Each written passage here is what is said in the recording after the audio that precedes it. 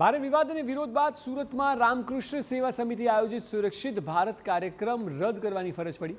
મહેશ્વરી ભવન ખાતે કાર્યક્રમનું આયોજન હતું, જેમાં સનાતન મહાસંઘના સ્થાપક ગૌતમ ખટ્ટર અને નાથુરામ ગોડસેના વંશજ સંબોધન કરવાના હતા।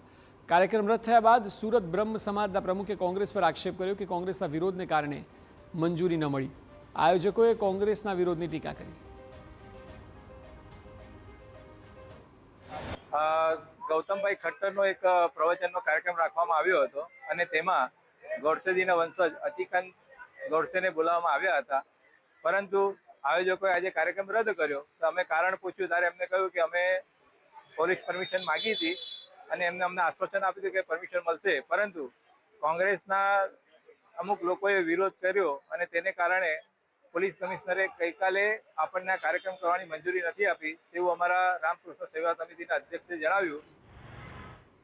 તો બીજી તરફ કોંગ્રેસનો દાવો છે કે મહાત્મા ગાંધીના હત્યારા નાથુરામ ગોડસેના ગુણગાન ગાવાના હેતુથી આયોજિત આ કાર્યક્રમ અમે ગુજરાતની ધરતી પર નહીં થવા દઈએ।